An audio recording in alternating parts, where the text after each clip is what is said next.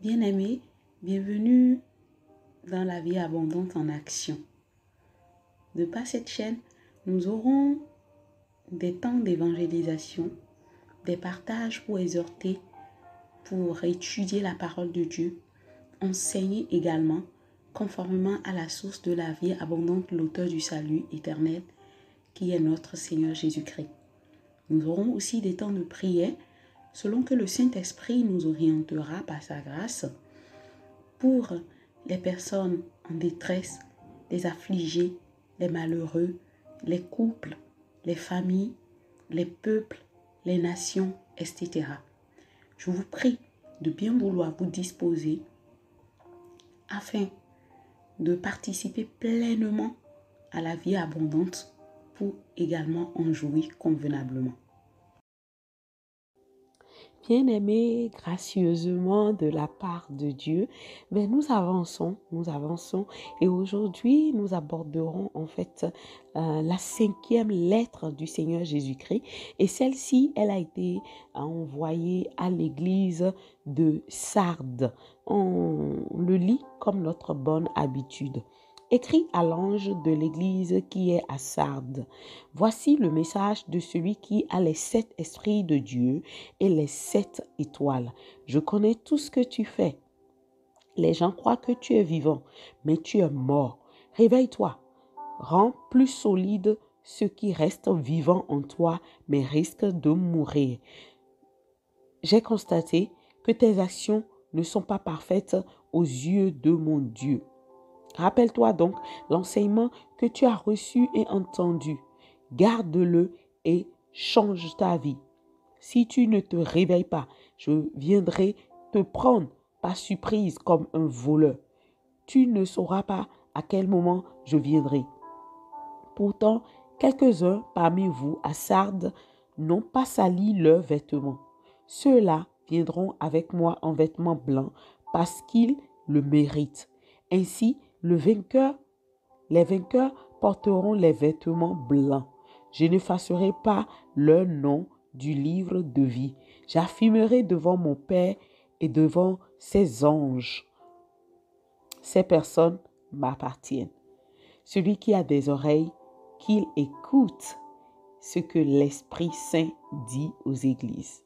Amen. Amen.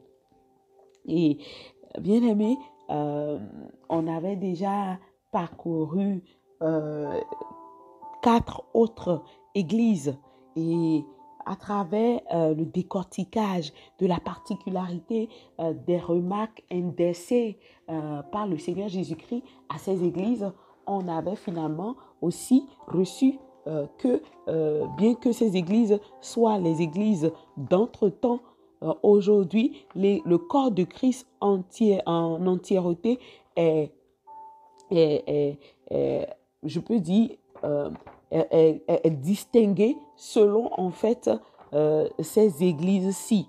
Et c'est ce qui nous a amené à aller trouver les définitions du nom de chaque province d'Asie, ce que ça représente. Et évidemment, on avait vu que chaque nom, qui représente les noms de ces églises impactait en fait la vie de ces chrétiens. Et pour Sardes, la définition qui en rejaillit, c'est les rouges, princes de joie. Prince de joie. Et il est dit quelque part dans la parole de Dieu que la joie du Seigneur sera notre force. Toutefois, à travers en fait tout de suite cette lecture, on comprend qu'il y a 2 catégories de personnes qui sont distinguées au sein de cette église. Il y a une partie qui se croit efficace, vaillant, actif, qui est riche, mais ce n'est pas le cas selon le Seigneur Jésus. Et il y a une autre personne d'une autre catégorie qui ont gardé en fait leur robe. Le Seigneur Jésus a indiqué qu'ils n'ont pas sali en fait leurs vêtements. Et il a dit que ceux-là viendront avec lui en vêtements blancs parce qu'ils le méritent. Ainsi, les vainqueurs porteront des vêtements blancs. Et on avait eu à distinguer préalablement que la couleur blanche, c'est la couleur qui symbolise la victoire. Donc, nos bonnes œuvres agréées de Dieu, acceptées par le Seigneur Jésus, ce sont ces œuvres devant le Père qui nous rendent victorieuses. C'est vrai que l'œuvre achevée de la croix de notre Seigneur nous rend victorieux en esprit contre les attaques de l'ennemi, contre ses ruses. Mais il y a une autre victoire qui doit nous être décernée de la part du Père quand nous serons en sa présence. Et cette victoire sera effective que par les bonnes œuvres que nous avons faites avec les bonnes mesures, Et quand je m'attarde en fait sur la première catégorie, je vois en fait que c'est une catégorie qui se croit vaillante. D'abord, le Seigneur Jésus se permet de se présenter en tant que celui qui a les 7 esprits de Dieu et les 7 étoiles. Et bien évidemment, on avait déjà eu à décortiquer dans le premier chapitre comment la gloire de Dieu, la grâce et la paix de Dieu nous viennent en fait de 3 ordres différents, de 3 hiérarchies différentes, dont Dieu le Père et le Saint-Esprit qui représentent les 7 esprits de Dieu, qui sont aussi les 7 étoiles, notamment l'esprit de sagesse, l'esprit de la connaissance, l'esprit de la révélation, l'esprit de conseil, l'esprit de force, l'esprit de l'obéissance et l'esprit de l'éternel.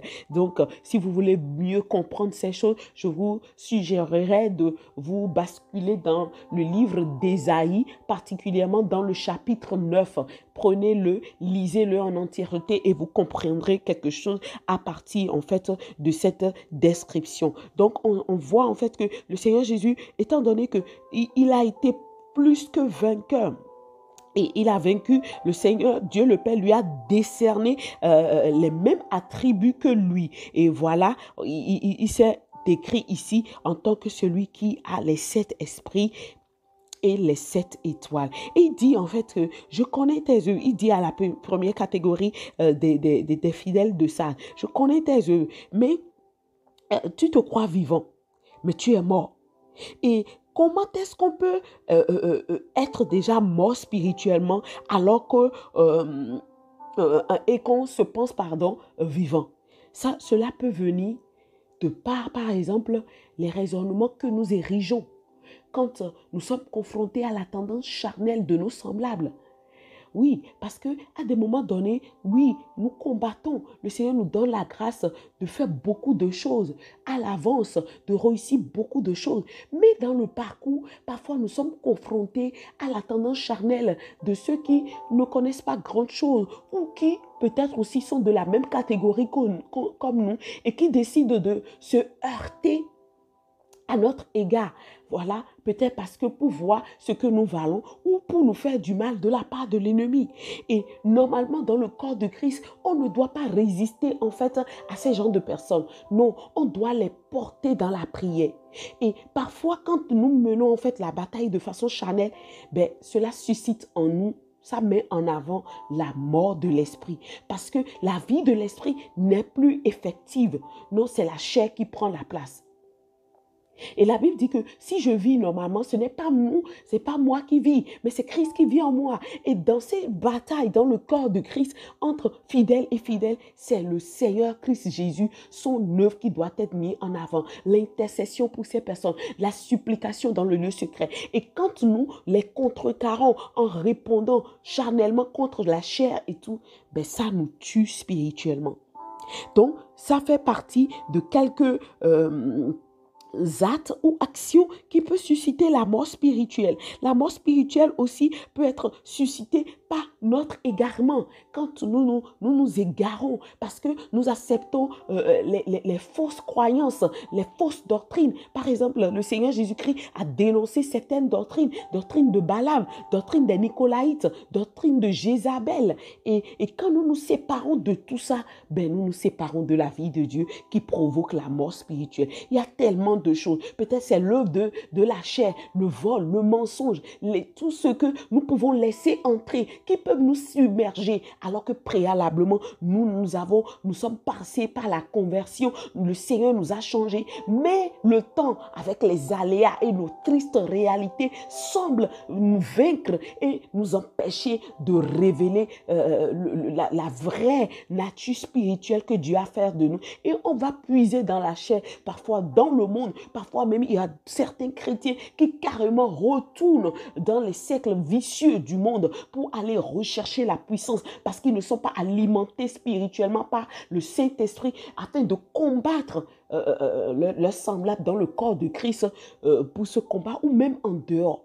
Et ça, le Seigneur, il appelle ça la mort spirituelle. Et il a appelé les catégories de cette personne, a dit, réveille-toi. Réveille-toi pour que tu rendes plus solide ce qui reste, le peu de vérité qui est un peu vivant en toi là, mais qui peut risquer la mort. Lève-toi le plus tôt. Et ça me rappelle en fait une référence, notamment Éphésiens 5, hein? Verset 14, je veux bien le lire. Ça dit ceci, il dit ceci. Or, ce qui paraît à la lumière est lumière. De là viennent ces paroles.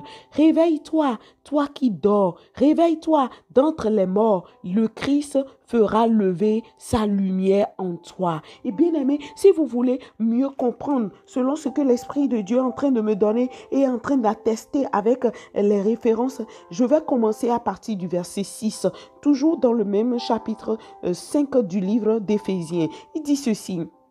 Que personne ne vous trompe par des arguments sans valeur. Ce sont ces désordres qui attirent la colère de Dieu sur ceux qui refusent de lui obéir. Ne vous associez pas à ces gens-là. Autrefois, certes, vous appartenez aux ténèbres, mais à présent, par votre union avec le Seigneur, vous appartenez à la lumière. Comportez-vous donc comme des enfants de la lumière, car ce qui produit la lumière, c'est tout ce qui est bon, juste et vrai. Comme des enfants de la lumière, efforcez-vous de discerner ce qui plaît au Seigneur. Ne participez pas aux pratiques stériles que favorisent les ténèbres, mais démasquez-les plutôt, car tout ce que ces gens-là font en cachette est si honteux qu'on n'ose même pas en parler. Mais quand ces choses sont démasquées, leur véritable nature apparaît à la lumière. Or, ce qui apparaît à la lumière est lumière. De là viennent ces paroles. Réveille-toi, toi qui dors. Relève-toi d'entre les morts. Le Christ fera lever sa lumière sur toi. Amen. Amen. Et on comprend clairement, distinctement, sans pour autant trop discourir, que vraiment ce que le Saint-Esprit m'a dit est attesté par sa parole ici. Oui, les arguments creusent. Les arguments très creux, le désordre. Et ce sont ces choses qui attirent la colère. Le fait de se confronter à son frère chrétien par des arguments, par la désobéissance. Parfois, c'est la désobéissance envers les responsables de l'Église. Parfois, c'est aussi de l'antagonisme parce que eux, peut-être aussi, les fidèles ont découvert leurs failles. Et au lieu de les porter dans le secret de la prière, se dire, ah, s'il se comporte comme ça, moi aussi, je ne vais pas me soumettre à lui. Moi aussi, je ne vais pas faire autant. Mais le Seigneur désapprouve ces choses. Il a dit autrefois, on appartenait en fait à ces ténèbres. Mais à présent, nous sommes unis avec le Seigneur et on appartient désormais à la lumière. Et on doit se comporter comme gens de la lumière. Et tout ce qui est bon là, tout ce qui est juste, tout ce qui est vrai doit être en fait notre les inclinaisons que nous devons choisir, que nous devons décider de mettre en avance dans nos manières de parler, de penser, d'agir, de nous organiser. Et cela nous préservera de la mort spirituelle. Si ce n'est pas le cas, mais on bascule dans la mort spirituelle. Et je suis sûre qu'il y en a bien d'autres. Et je prie, Père, pour ton corps dans le nom de Jésus. Alors que chaque enfant de Dieu entend cette parole, que ce qui est à la base d'une mort spirituelle quelconque, chez un frère, chez une sœur, je prie, Père, que par ton esprit, tu mettes le doigt là-dessus pour cette personne et que tu l'aides à se réveiller. Amen. Et pour revenir à la deuxième catégorie de fidèles, ceux qui sont parmi toujours les fidèles de Sardes, mais qui n'ont pas sali leurs vêtements. Oui, c'est pour le Seigneur Jésus est en train de nous dire là que c'est possible. C'est possible de garder en fait notre vêtement, c'est-à-dire nos bonnes œuvres, le respect de nos serviteurs, l'humilité devant nos semblables, l'amour, le pardon réciproque. Oui, bien-aimé, tu ne peux pas te séparer d'un frère ou d'une sœur si préalablement le Seigneur n'en a pas approuvé cela pour sécuriser ta vie spirituelle. Le faisant ainsi, sans son aval ou sans son approbation, ça peut te porter préjudice. Et on voit en fait que ces chrétiens-ci, ils se sont séparés de toutes ces choses. Ils se sont mis à part. Et le Seigneur a dit que ceux-là, ils méritent en fait son vêtement blanc parce qu'ils sont vainqueurs. Et on a dit que la couleur de blanche, c'est la couleur qui symbolise la victoire. Et le vêtement, ce sont nos bonnes œuvres. Nos bonnes œuvres, ce sont nos vêtements que nous nous enfilons. L'amour, le pardon, le service, le recours à la simplicité, la modestie dans le corps du Christ. Vraiment, ce sont les choses que Dieu agrée. Le fait d'aller penser la blessure de l'autre, peut-être par la prière, peut-être par des supplications, peut-être par des exhortations, peut-être par le fait d'assister la personne, l'assistanat dans le secret, soutenir la personne, accompagner la personne. Vous voyez, ce sont des choses que Dieu agrée et c'est ce qui vraiment permettra au Seigneur Jésus d'affirmer devant le Père que ces personnes et ces anges, que ces chrétiens-là, lui, il les connaît. Ces chrétiens-là, lui, il appartient. Donc, ça veut dire que si nous ne suivons pas les bonnes œuvres, nous ne filons pas nos bonnes œuvres pour nos bons vêtements, pour le vêtement de la gloire que le Seigneur Jésus a en vue pour nous, ben, ça peut nous déchoir, en fait, de la connaissance d'enfants de Dieu.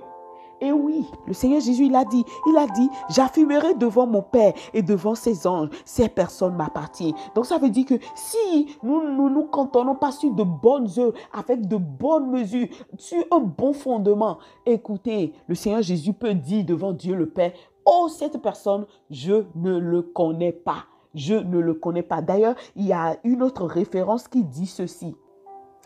Il dit, mais quiconque me reniera devant les hommes, je le renierai aussi devant mon Père qui est dans les cieux.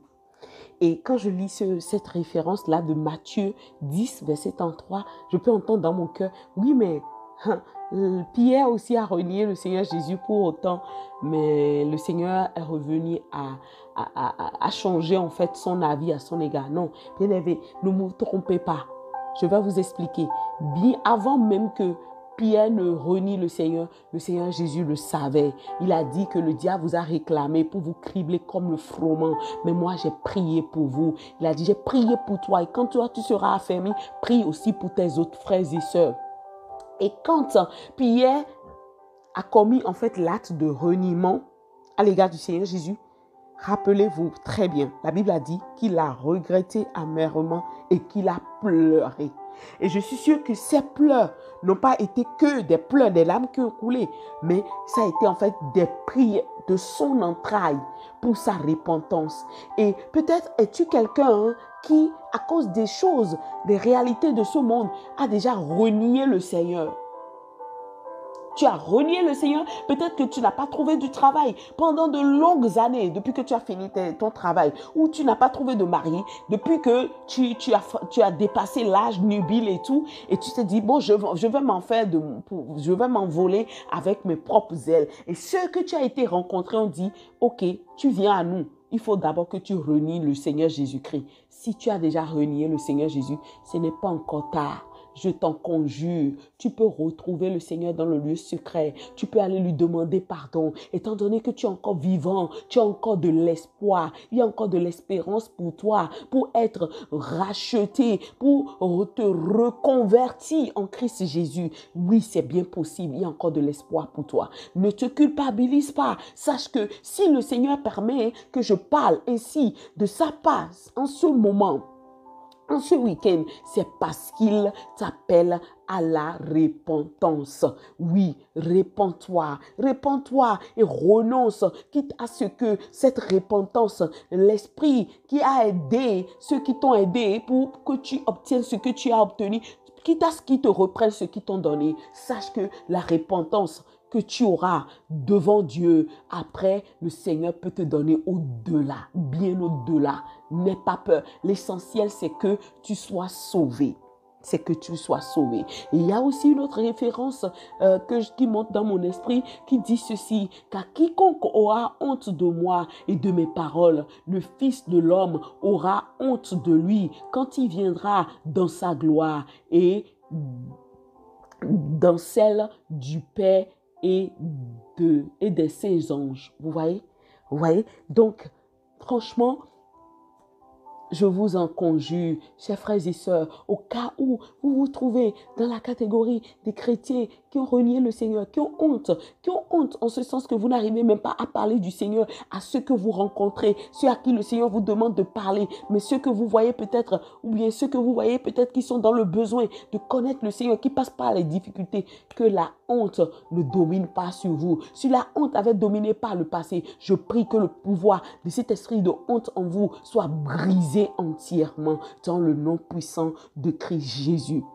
Donc, nous irons pas plus loin que ça. Je vais m'arrêter ici. Je veux prier vraiment pour le corps de Christ. Je veux prier pour mes frères qui peut-être se reconnaissent dans une catégorie de reniement à l'égard du Seigneur, du reniement du Seigneur Jésus, ou bien du fait d'avoir honte devant le service qui est l'évangélisation ou autre, ou qui sont comme la première catégorie de ceux qui à Sardes sont déjà morts et qui sont presque à être,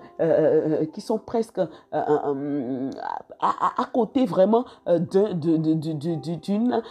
d'une surprise désagréable de la part de Dieu. Du Seigneur Jésus. Père, je prie pour mes frères et sœurs, Seigneur, qu'importe là où ils sont, Seigneur, que ce soit un chrétien lambda, Seigneur, quelqu'un a peut-être lâché ta main à cause des choses de ce monde, à cause des difficultés, des épreuves, Seigneur, et t'a renié, Seigneur, je supplie ta miséricorde pour ces catégories de frères et sœurs, pour ces catégories de chrétiens, dans le nom de Jésus. Je prie que tu mettes le doigt là-dessus, Seigneur, pour eux, et que tu changes leur cœur, que tu leur donnes l'audace de se séparer de ce qui, à la base de ce reniement, quitte à ce qu'ils perdent, Seigneur, ce qu'ils ont obtenu après ce reniement de la part de l'ennemi. Certainement, toi, tu sauras les bénir richement, Seigneur, plus tard, dans le nom de Jésus. Tu as dit que quiconque vient à toi, tu ne le rejetteras point. Seigneur, vois ceux qui viendront à toi, Seigneur, peut-être étant de la catégorie des chrétiens qui sont presque morts spirituellement, ou des chrétiens qui t'ont renié, ou des chrétiens qui ne parlent pas de toi à cause de la honte, à cause de leur propre estime. Seigneur, accueille-les à nouveau. Alors qu'ils entendent cette parole, je prie que leur cœur soit touché, de ta part, dans le nom puissant de Jésus, que après la repentance, que tout pouvoir d'accusation, de culpabilité de la part de l'ennemi soit brisé à leur égard, dans le nom de Jésus, que tu le repositionnes. Père, je prie pour ceux qui sont entièrement encore attachés à la vérité, qui marchent selon ta justice, qui marchent selon ta droiture, qui marchent dans ton amour. Seigneur, enracine ces personnes, enracine-les entièrement, enracine-les complètement. Oh, pour moi aussi que tu utilises, Seigneur, je prie afin que tu m'enracines davantage. Oh oui, que tu m'enracines davantage, que rien ni personne ne me déroute de toi, ne me détrône de toi. Oh, accorde-nous la grâce de tenir ferme en toi jusqu'au bout. Merci pour ta grâce, Père, au nom de Christ Jésus. Nous avons prié. Amen, amen, amen. Si tant est que vous entendez ma voix et que le salut de Christ Jésus n'est pas encore votre portion et que vous êtes encore un inconverti ou quelqu'un parmi les gentils, oui, qui selon ce que dit la parole de Dieu, vous connaissez les bonnes choses, vous savez bien faire les choses, vous savez bien respecter les gens, sachez que votre propre justice ne peut pas vous sauver. La Bible dit que notre propre justice là est comme une souillure devant mon Dieu, il vous faut entrer par la porte étroite qui est le Seigneur Christ Jésus. Il vous faut lui donner votre vie pour être sauvé. La Bible dit que une seule fois l'homme naît, mais après il mourra et après la mort, oui, viendra le jugement. Alors, pour passer en fait, oui, du jugement à la justification et à la récompense devant le trône de Dieu, je vous en conjure, donnez votre vie à Christ Jésus. Si vous êtes d'accord, je veux vous introduire à Dieu par cette prière. Oh Dieu le Père, j'entends ta voix, j'entends que tu es le Dieu qui a créé l'homme si parfaitement, mais la déchéance lui a volé ta gloire, la déchéance lui a volé le salut éternel. Et j'entends aussi que c'est par Christ Jésus que nous pouvons réobtenir ce salut éternel. Oh, alors que j'entends ta voix, je viens lever mes deux mains devant toi pour te dire, je m'abandonne à toi. Je renonce au péché, je renonce à ma chair, je renonce à mes propres capacités, à ma propre connaissance, à mes propres tendances charnelles. J'y renonce entièrement et je me livre totalement à toi, Dieu, dans le nom de Jésus-Christ. Oh, prends ma vie et donne-moi la tienne dans le nom de Jésus. Aide-moi à être rempli de ton esprit et à marcher par la foi. Merci, Père, parce que tu le fais au nom de Christ Jésus. Je viens de prier. Amen. Si vous avez dit cette prière, soyez convaincus que Dieu vous entend. Si vous êtes inspiré à prier autrement pour vous introduire, pour rentrer dans la vie de Dieu par Jésus-Christ, sachez que Dieu entend toute parole consciencieuse avec un cœur pur et sincère est toujours comment dire, passible d'être agréé par Dieu, d'être accepté par Dieu. Et je vous dirai, bienvenue dans la maison de Dieu, bienvenue dans la famille de Dieu. Il ne resterait que à prier pour lui demander en fait une église que vous pouvez fréquenter pour votre croissance spirituelle. Voilà, je n'irai pas plus loin. Je vous dirai aussi, n'hésitez pas à lire les barres de description en bas. Il y a beaucoup d'indications qui peuvent vous aider. Et si vous voulez peut-être rentrer en contact avec nous, n'hésitez pas à nous écrire également. Je vous dirai, recevez mes salutations et celles de notre Seigneur Jésus-Christ. Et on se dit à très bientôt dans un autre temps de la vie et la vie en abondance. Au revoir.